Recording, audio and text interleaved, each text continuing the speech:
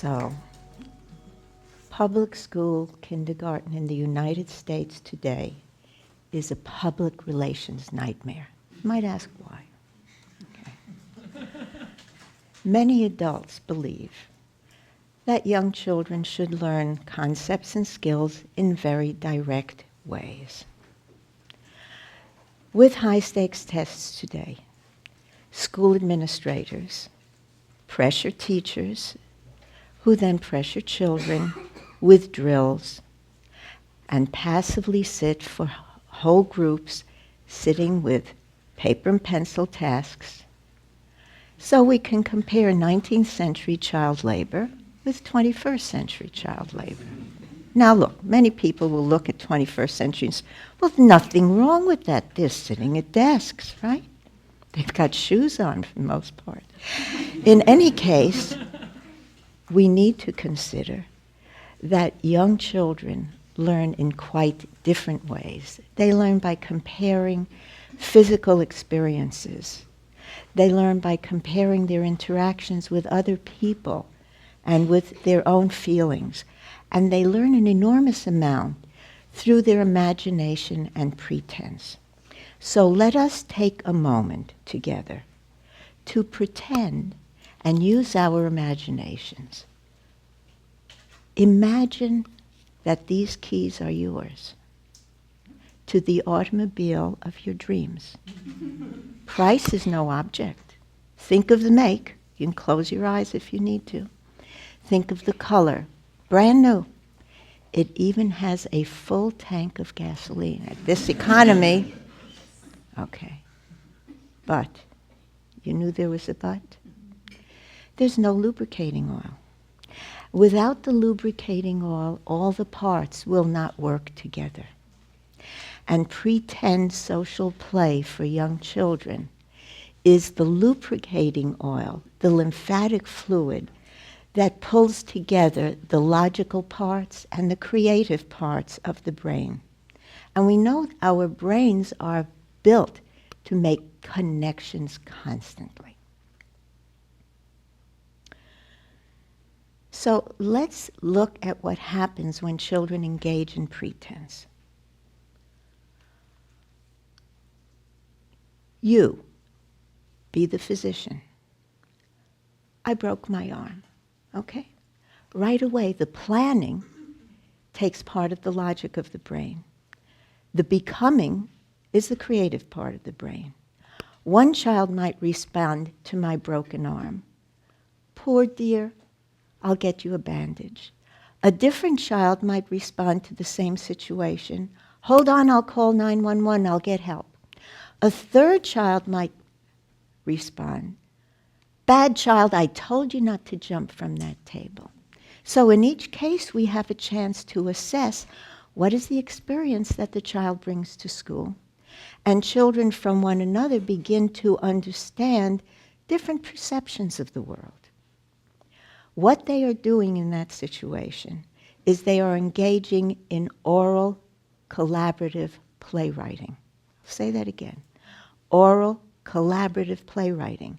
And that's on the continuum between talk, write, writing into reading and reading.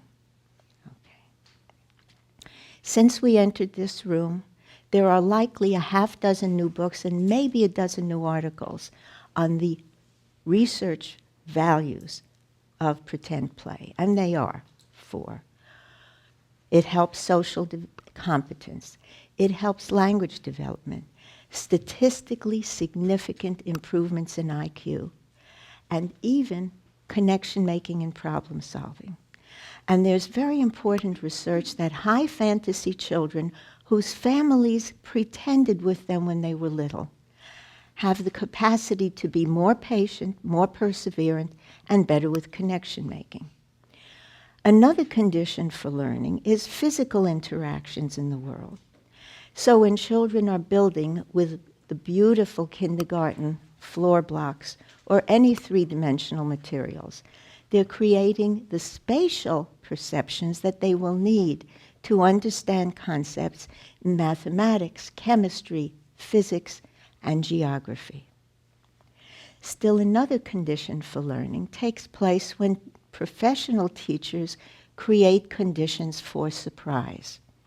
We have an expectation. We have a real experience. Surprise! That's where learning is evident, and that's where teachers can assess learning. You can see 4-year-olds predicting that the large horseshoe magnet will attract more paper clips because big is stronger, should happen. Surprise! The smaller one does. When Albert Einstein was 4 years old and his uncle gave him a compass, he was intrigued and claims that event as an important starting point to his scientific imagination because he had to imagine an unseen force. So in these days, what happens is we have a society that tells us we need hundreds of thousands more people to do science, technology, engineering, and mathematics. On the one hand, there are all these jobs going begging. On the other hand, when my colleagues and I, and when teachers bear witness and visit hundreds of kindergartens around the country, they say the children aren't engaging in the interactive physical activities and social activities that can give them the imagery to learn science and technology and engineering and mathematics. And then there are reports that there are school administrators who are actually throwing out these valuable blocks in the garbage. So is it possible that these high-stakes tests are contributing to a form of sanctioned child abuse? Wow. Listen. Professional kindergarten teachers are always assessing children for a particular purpose. They need to figure out how to challenge them to the next steps that they're ready to learn, to provide just the right balance between risk and success, so that children can feel competent, because we know that if children feel competent, they feel the possibility they can move forward and they can deal with an occasional setback. However, if we look at this, what teachers can do, we know that they can assess children in these many ways, just by looking, by listening, by seeing their drawings, by seeing their writings. I hate lice, okay? And looking at all, and that's a kindergarten writing, and looking at their constructions, because the constructions become more complex. The writing becomes more complex. So you see assessment developing over time, okay? Children need time to percolate. What the standardized tests are doing now is categorizing. There's no evidence that it makes a difference in learning. And frankly, if we weigh ourselves in the morning, will it make a difference during the day unless we change how we take nutrition? So, who benefits? Let's look and follow the money. Large global corporations and publishing companies are making a profit with many millions of dollars of public funds by printing all of these tests. And then they make many more millions of dollars creating scripted programs that they expect teachers to read out at the children who sit passively. Okay. So, what's to be done? We have a cascade of principals fearful of their jobs, other administrators fearful of their jobs, teachers fearful of their jobs, who then dump on the children. For young children, school, for many of them, may be the most stable part of their lives. They want to please adults. They want to comply even with the most ridiculous requests.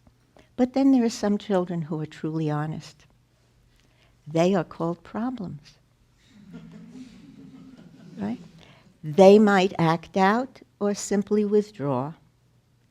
They might lose their trust in schooling. Okay. So where are we with all of this? The cost to school resources and to human civil life is not worth it. We read about all this bullying that's going on more and more. Okay, enough said on that. There's other fallout that we need to consider. And it is the case that many school districts, recognizing the additional pressure on children, are raising the age of entry to kindergarten. Currently, we have children between 57 and 62 months of age in different states receiving entry to kindergarten. They have just hatched, okay? In some states, they're raising the age as much as 2 months, and over the next few years, 4 to 5 months. Another fallout is that families are leaving their children out of school for 1 whole year additional, recognizing this pressure. Listen, folks, the contracts have been written. The testing movement for high-stakes tests is an enormous conglomerate, quite powerful. But there is research that can give us a little bit of help. And that is, there is research that points to the fact that kindergarten children do better in standardized tests when their teachers have professional certification and preparation to work with young children. So let's look at what that means. Most states in the United States have some provision for early childhood teacher certification. 40% of the states, however, have a general certificate, kindergarten through 6th grade, and most of those people have never been prepared with how to match teaching with the conditions for learning in kindergarten or pre-K or beyond.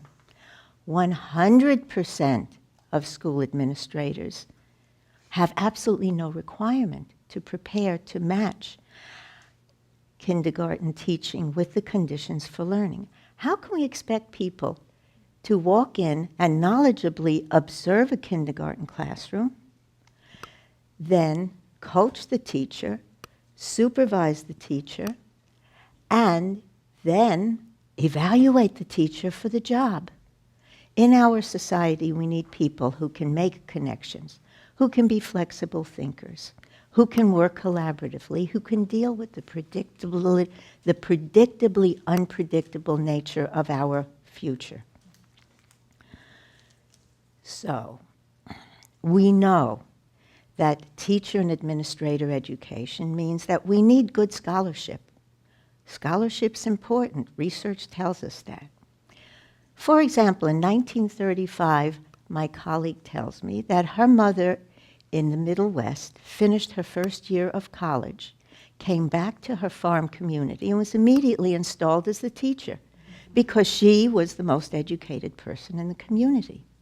For our 21st century teachers, we need to have people who can translate adult understandings into the concrete, active experiences that young children can perceive. They need the teachers and the administrators need a repertoire of such experiences coming out of the social sciences and the sciences so that children have reasons to represent with drawing, with construction, with writing, and have reasons to read and measure and calculate.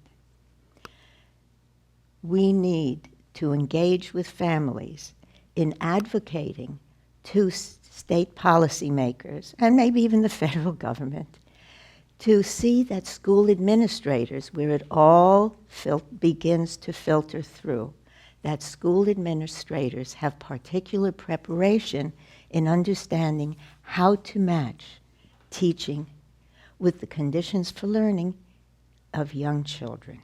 Then they would be better able to observe and coach and supervise teachers. So, to quote philosopher John McMurray, all action is for the sake of friendship. All knowledge is for the sake of action, and all action is for the sake of friendship. So let's be friends with young children. Let's make sure that the people who work for them are highly qualified to match teaching with learning so that the young children can have great expectations in their lives. Thank you.